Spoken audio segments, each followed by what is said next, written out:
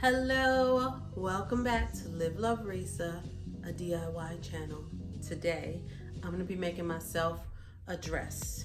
I decided that I wanted a dress to wear to church tomorrow. It has been like 3 weeks since I have had a day to do nothing, but I am taking this time now to make myself a dress. It's fairly simple. So, this is a pattern that I have had for a while. It's a Simplicity pattern S8835. It's just a very cute, simple dress. And I have decided I'm going to go by the pattern. So, as you know, I've been sewing for a long time. Wow, 20-ish years. Oh my gosh, like 23 years. I started off probably not sewing with patterns, and sometimes I use patterns for a basic shape. Most often I am changing a pattern, so I don't even look at the instructions. Today I'm going to go by the instructions. I feel like it's going to take me forever, but we'll just see how it goes. I want to be done like in 2 hours. It's fairly simple. I hope I will be. So this is the fabric. It's a knit. It is a very busy pattern. So I'm going to start by cutting out my pattern. I got my notions together, thread and elastic, and that's it. I am making style A with the band at the cuff, at the wrist. And so the pattern says that for dress A, I need to cut out 1, 2, 3, 7, and 8. So let's find those pieces. So let's see, I started sewing a long time ago. We figured out together. I would sew first with my mother. I feel like she would have me do little things like put buttons on and stuff like that. She would make a lot of our clothes when we were little. I'll see if I can find pictures to insert. She would make our clothes. My grandmother sewed. So I think it was inevitable that one of us would pick up the skill. So I did not pick up the desire to sew until I was in my 20s. So then we started going to the clubs, and my mother would make outfits for myself, my older sisters, our friends to go to the clubs. And there's a lot of us. I don't want to wait in line. I'm just going to do my own. And that's what I did. Started sewing my own clothes, and a star was born. And at that time, I was also working at a collection agency. So one day, I was sitting at my desk, and I am bored out of my mind. So I stood up from my desk, and I was like, I gotta go. And my boss was like, where are you going? I was like, I don't know, but I gotta get out of here. And so I went and I signed up, enrolled in college. It was called Barter College, to get an associate's in fashion design. I did not quit my job, but I was going to school full-time, working part-time. I've got all my pieces cut out. They're saying to start with the back. And that's what I'm going to do. Start with the back, do all this gathering, put the back and the front together, and then put elastic around the neckline, which is something, that is a step that I would normally skip, but I'm going to do it and see what happens. While I was in fashion design school, I had a psychology class, which I absolutely loved. And if I wasn't going to be doing fashion design, I was like, I might do psychology. It was very interesting to me. Art history was a very good class to me. And then, all kinds of sewing classes to get ready for this fashion show that happens around graduation. But by far, my most favorite classes that I took there were the illustration classes. Illustration 2 was drawing flats. Flats are what the clothing looks like when it's laying flat. It shows all the details like buttons and stuff like that. So on the back of this pattern, you see these are flats. That was just so wonderful to me because you get different size markers. You use certain ones for the outside line. You use certain ones for the details, the buttons, the zippers. I just love that. Now all of that is digitized. They don't do it by hand anymore, but that's the way I learned it. So right now I'm pinning the elastic in place like they told me to. And then you're supposed to stitch it down without stretching the elastic. And then I started working other sewing jobs. I made handbags for a while, and I started making curtains and pillows.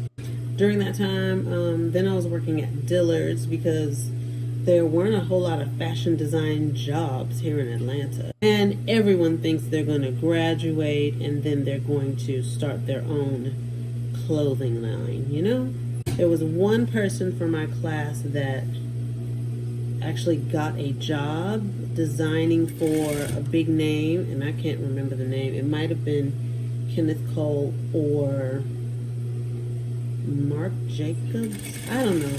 I can't say. It was a name that I knew, and today I don't know it. But a couple of people went on to have their own line, and that's wonderful. Go back to my directions.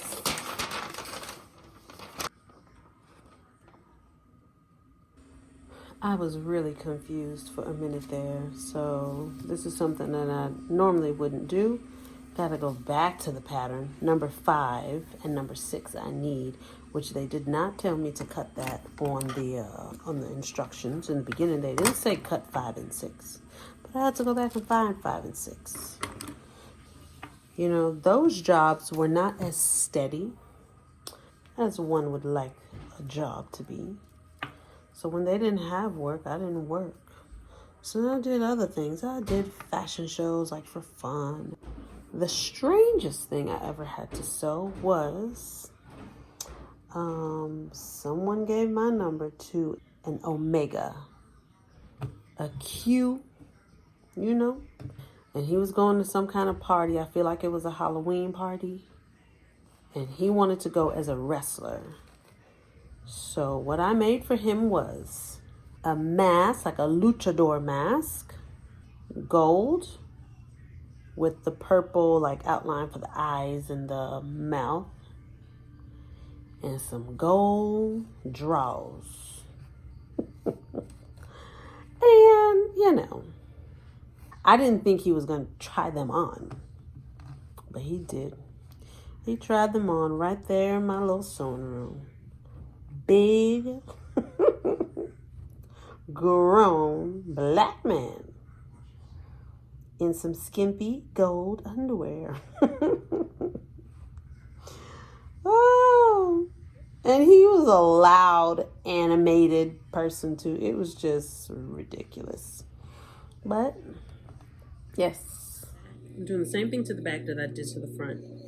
Gathering where they told me to gather, and then sewing straight across to connect the two pieces, the skirt and the top back. Now, in the story, I am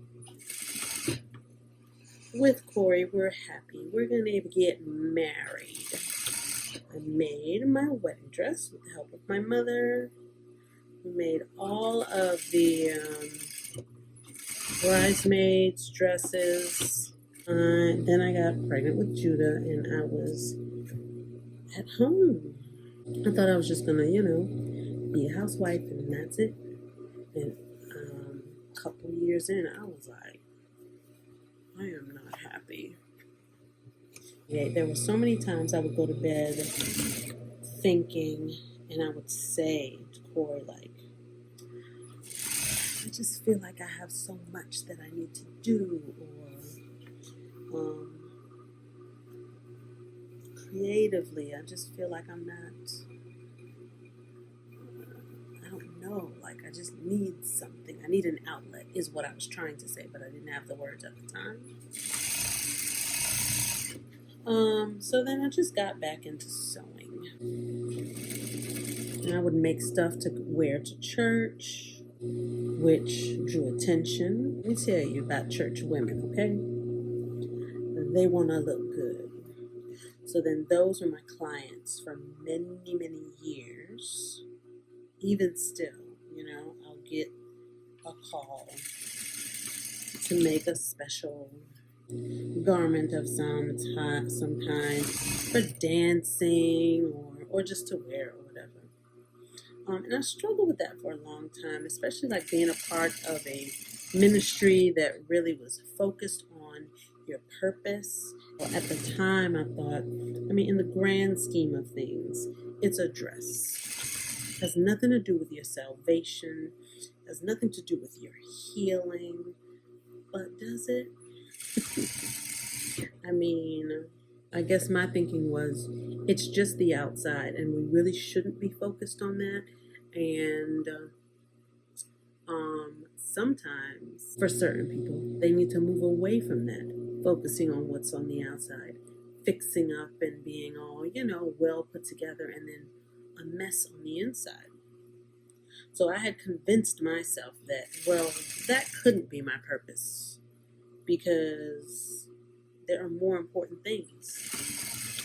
But then at the same time, what creating has done for me, surely it can do for someone else. I am now on the sleeve, and I have put a running stitch around here. I'm getting ready to put this cuff on. So if I can make a dress that makes someone feel amazing every time they put it on, then that's a good thing. And also, from the aspect of creating, I watch a lot of people on YouTube who are doing different things than what I'm doing, but they're doing it in, they're doing what they're called to do in the way that they're called to do it. And that inspires me, Some of them are not even sewing, but it inspires me to do what it is that I do. So if I can just, make myself a dress, and it inspires someone to make a piece of jewelry, or paint something, or write a song, or sing a song. That's what sharing your gift, I think, is all about, It's obvious when you see someone up there in church singing a song and it moves you to tears. Well, it's obvious that is a gift from God. Other people's gifts maybe are not as visible, but they all are needed. I think I didn't respect it for so long because it's me doing it. And I feel like, well, if I can do it, it can't be that hard. Not really valuing the gift that God gave to me. It's like, oh, well, if He gave it to me, it can't be that special. That right there is just doubting yourself and low self-esteem as well.